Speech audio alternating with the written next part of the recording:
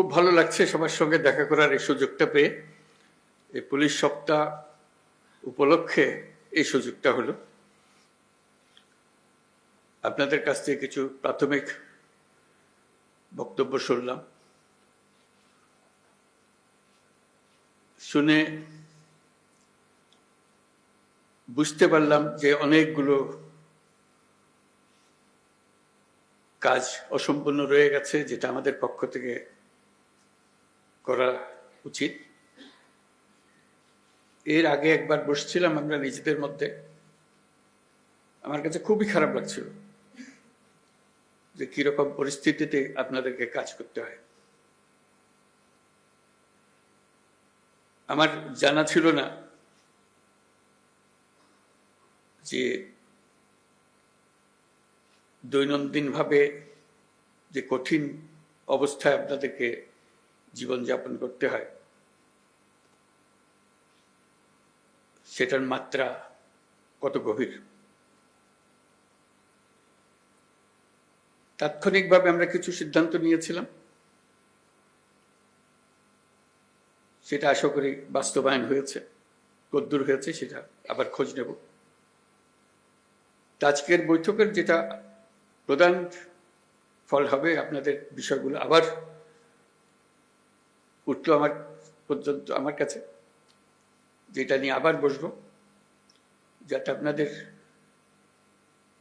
একটা সহায়ক পরিস্থিতির সৃষ্টি করা যায়, যাতে আপনাদের কাজ করার মধ্যে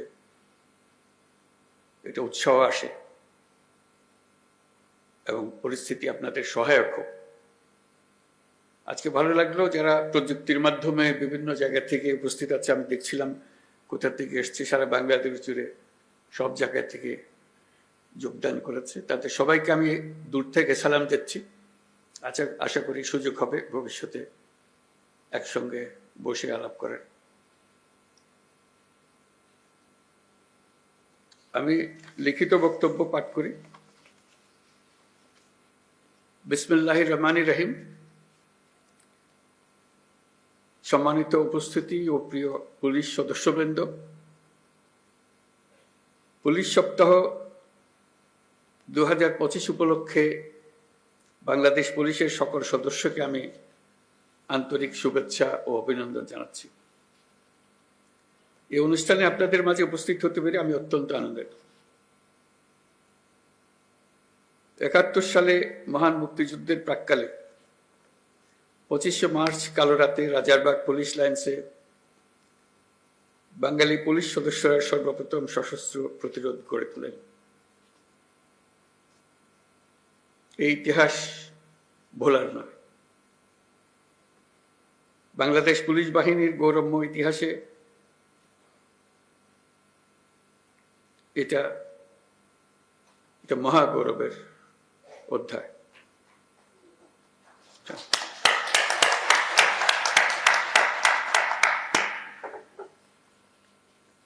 আজকের দিনে এই মহান মুক্তিযুদ্ধের শহীদ পুলিশ সদস্যদের আমি গভীর শ্রদ্ধা নিবেদন করছি।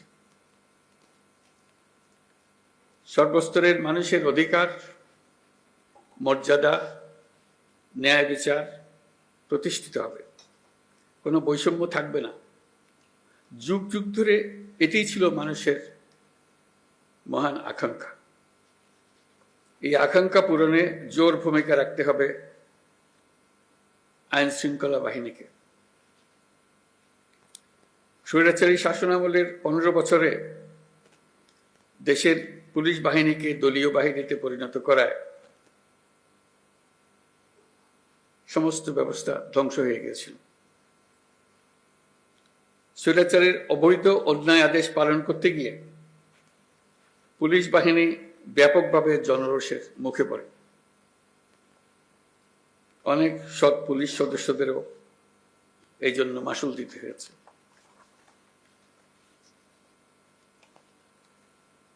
প্রিয় পুলিশ সদস্যগণ, গত আগস্টে অন্তর্বর্তী সরকার যখন দায়িত্ব গ্রহণ করে, সে সময় এদেশের আইন শৃঙ্খলা বাহিনী ভঙ্গুর অবস্থায় ছিল। পুলিশের সঙ্গে জনগণের দূরত্ব সৃষ্টি হয়েছিল। সরকার পরিস্থিতির উন্নতির জন্য যা কিছু প্রয়োজন সব রকমের ব্যবস্থা নিয়েছে। সড়ক মহাসড়কে বিশৃঙ্খলা ও জনদুর্ভোগ নিরসন, বিশেষ অভিযান পরিচালনা, অংশীজনের সাথে পুলিশের আন্তঃযোগাযোগ জোরদার করা, পুলিশ সদস্যদের মনোবল বৃদ্ধিতে প্রয়োজনীয় প্রণোদনামূলক ব্যবস্থা নেওয়া হয়েছে। আপনাদের অক্লান্ত পরিশ্রমে শান্তিপূর্ণভাবে দুর্গাপূজা, বিশ্ব ইজতেমা, ঈদ উল ফিতর, বাংলা নববর্ষ সহ বিভিন্ন উৎসব অনুষ্ঠিত হয়েছে। দেশে যতগুলো অপরাধ হচ্ছে সবগুলো ঘটনায় তাৎক্ষণিক ব্যবস্থা নিতে আপনারা সর্বোচ্চ চেষ্টা করে যাচ্ছেন। পুলিশ ও অন্যান্য বাহিনীর সম্মিলিত প্রচেষ্টায় দেশের আইন শৃঙ্খলা পরিস্থিতি এখন অনেকটা নিয়ন্ত্রণে আনা সম্ভব হয়েছে। এই জন্য আমি পুলিশ সহ সকলকে আন্তরিক ধন্যবাদ জানাই। সবাই মিলে আমরা জোরে হাততালি দিই।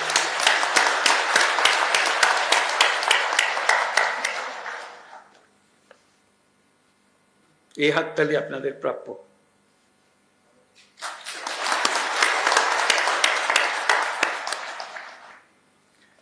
দেশের মানুষ নারীর প্রতি সহিংসতা প্রতিরোধে পুলিশ বাহিনীকে খুব শক্তিশালী ভূমিকায় দেখতে চায়। আমি আপনাদের প্রতি আহ্বান জানাই, নারী ও শিশুর নিরাপত্তায় সর্বোচ্চ সংবেদনশীল হয়ে কাজ করবেন।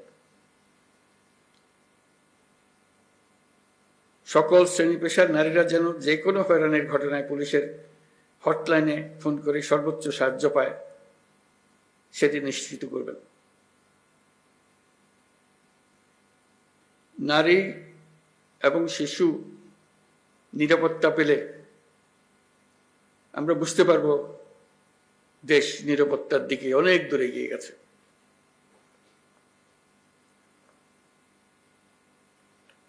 আমরা জানি পুলিশ বাহিনীর সামনে নানা সীমাবদ্ধতা ও চ্যালেঞ্জ রয়েছে। অপ্রতুল জনবল, লজিস্টিক্স, পর্যাপ্ত বাজেট ইত্যাদি। কিন্তু আমাদের সবচেয়ে বড় চ্যালেঞ্জ হলো বিগত 16 বছরে পুলিশ জনগণের মধ্যে যে দূরত্ব সৃষ্টি হয়েছে সেই দূরত্ব কমিয়ে আনা, পুলিশ বাহিনীর প্রতি মানুষের আস্থা ফিরিয়ে আনা। আমি বলবো এটা কঠিন না। একবার সে আন্তরিক পরিবেশ সৃষ্টি হলে এই বন্ধন অটুট থাকবে। আমাদের সমাজ যে একটা সুশৃঙ্খল সমাজ, সেটা প্রমাণিত হবে। আমাদের সবাই মিলে একটা সর্বাত্মক প্রচেষ্টা হবে যেন মানুষ এবং পুলিশের মধ্যে দূরত্ব আমরা গুছিয়ে ফেলতে পারি। মানুষ পুলিশকে দেখলেই তাকে বন্ধু হিসেবে বরণ করে নিতে এগিয়ে আসে। তার প্রতি কোনো বিরূপ মনোভাব যেন মানুষের মনে না থাকে। মাঠ পর্যায় থেকে শুরু করে সকল স্তরে আইন শৃঙ্খলা বাহিনীকে জনগণের বিশ্বাস অর্জনের জন্য কাজ করতে হবে। এই কাজটা আপনাদেরকেই করতে হবে। আর সরকারের দিক থেকে যা যা প্রয়োজন তা বাস্তবায়ন করা আমাদের দায়িত্ব। আমরা সে দায়িত্ব গ্রহণ করছি। পুলিশের সংস্কারের লক্ষ্যে অন্তর্বর্তীকালীন সরকার উদ্যোগ নিয়েছে। তৃণমূল পর্যায়ে কর্মরত পুলিশ সদস্যদের কল্যাণে কয়েকটি বিষয়ে দ্রুত ব্যবস্থা নেওয়া হয়েছে। আজকের এই মিটিং এর পরে আপনাদের সঙ্গে সবার সঙ্গে সারা দেশের সবার সঙ্গে সাক্ষাৎ হওয়ার কারণে, আপনাদের কথা শোনার কারণে আমরা আবার দ্রুত একবার বসবো সবাই মিলে, যাতে করে যে সমস্ত সমস্যা আছে সেগুলা দ্রুত সমাধান বাস্তবায়ন করা যায়। সেটা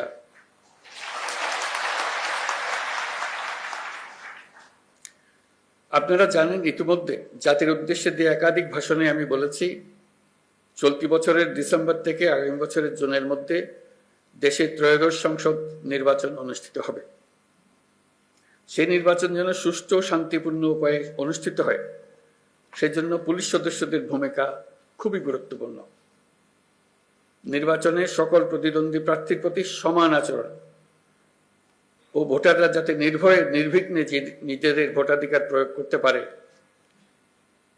সেই পরিবেশ নিশ্চিত করা আপনাদের এবং আমাদের সর্বোচ্চ দায়িত্ব। মনে রাখবেন, কোনো ব্যক্তি যদি অন্যায় বা অনিয়মের মাধ্যমে নির্বাচিত হয়, সে ব্যক্তির দ্বারা ন্যায় প্রতিষ্ঠা সম্ভব নয়। সুতরাং নিশ্চিত করুন যাতে কারো দ্বারা ব্যবহৃত না হন। সত্য ন্যায় প্রতিষ্ঠার ব্রত হিসেবে নির্বাচনে নিজেদেরকে নিয়োজিত করবেন।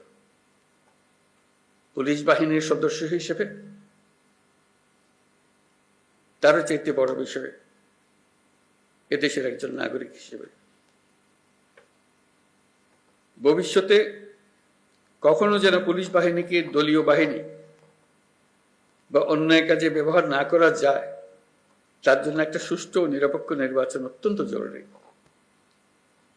নির্বাচনের আগের সময়টা অনেক কঠিন সময়। আপনাদের সজাগ দৃষ্টি রাখতে হবে পরাজিত শক্তি যেন কোনোভাবেই দেশকে অস্থিতিশীল না করতে পারে। আমি আগেও বলেছি, আবারও আপনাদেরকে নিয়ে স্মরণ করিয়ে দিচ্ছি সবাইকে, আমরা একটা যুদ্ধ অবস্থায় আছি। অশুভ চক্র আমাদের স্বপ্নকে, আমাদের ঐক্যকে ভেঙে দিতে সব শক্তি নিয়ে চেষ্টা করছে এবং চেষ্টা আরো কঠোরতর করবে। একে প্রতিহত করার জন্য আপনাদেরকে সবসময় সতর্ক থাকতে হবে, জাতিকে রক্ষা করার জন্য। বর্তমান অন্তর্বর্তীকালীন সরকার দায়িত্ব নেওয়ার পর থেকে আমরা ন্যায্য অন্যায্য আন্দোলনে মানুষকে রাস্তায় নেমে আসতে দেখেছি। এসব পরিস্থিতিতে আপনারা ধৈর্যের পরিচয় দিয়েছেন। আশা করি একই রকম ধৈর্যের পরিচয় দিয়ে আগামী দিনগুলোতেও আপনারা কাজ করে যাবেন। পুলিশ জনগণের বন্ধু। পুলিশ বাহিনীকে সেই ইমেজ প্রতিষ্ঠা করতে হবে। এটা কঠিন হলেও এটাই ন্যায্য, এটাই আমাদের করতে হবে। প্রথমবারের মতো এবার পুলিশ সপ্তাহে ধর্মীয় নেতা, সাংবাদিক ও বিভিন্ন সম্প্রদায়ের নেতাদের সঙ্গে বৈঠক অনুষ্ঠিত হবে বলে আমি জানতে পারলাম। এই বৈঠকে পুলিশের উপর জনসাধারণের প্রত্যাশা নিয়ে আলোচনা হবে। আমার প্রত্যাশা হলো এটি যেন চলমান থাকে। প্রতি বছর পুলিশ সপ্তাহে যেন এ ধরনের বৈঠক অনুষ্ঠিত হয়, আর যেন পুলিশ সপ্তাহের জন্য অপেক্ষা করতে না হয়। সুযোগ পেলে এই ধরনের বৈঠক দরকার, তাতে পরস্পরের বোঝাবুঝিটা পরিষ্কার হয়ে যায়। পুলিশের সঙ্গে জনগণের দূরত্ব কমিয়ে আনতে এটা অত্যন্ত জরুরি। আমরা একটা ন্যায্যতার ভিত্তিতে গঠিত একটি বৈষম্যমুক্ত গণতান্ত্রিক বাংলাদেশ নির্মাণের স্বপ্ন দেখছি। আমরা দ্বিতীয় বাংলাদেশ গঠন করার স্বপ্ন দেখছি। জুলাই গণ অভ্যুত্থান আমাদের সেই সুযোগ করে দিয়েছে। এই সুযোগ যেন আমরা না হারাই। এই সুযোগ হারালে আমরা পরবর্তী প্রজন্মের কাছে চিরজীবনের জন্য দায়ী থাকব। বিশ্বের বুকে একটি শান্তিপূর্ণ সমৃদ্ধ দেশ হিসেবে বাংলাদেশ মাথা তুলে দাঁড়াচ্ছে এবং মাথা উঁচু করে রাখবে সবসময়। এই স্বপ্ন পূরণে আপনাদের ভূমিকা অনেক।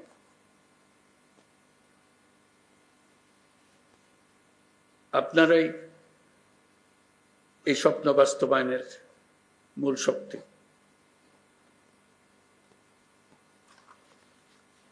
পুলিশের কাজকর্ম, পুলিশের সঙ্গে মানুষের সম্পর্ক, এটা দেখেই সারা দুনিয়া বিচার করে। আমরা সভ্যতার কোন স্তরে আছি? আমরা সভ্যতার সর্বস্তরে যেতে চাই। এটাই আমাদের স্বপ্ন। এই স্বপ্ন বাস্তবায়নে আপনারা একটা অত্যন্ত গুরুত্বপূর্ণ শক্তি। বাংলাদেশ পুলিশ বাহিনী যেন গোটা বিশ্বে প্রশংসিত হয়, দেশের সকল মানুষের কাছে প্রশংসিত হয়, এই প্রত্যাশা নিয়ে আমার বক্তব্য শেষ করছি। সবাই ভালো থাকবেন। আসসালামু আলাইকুম।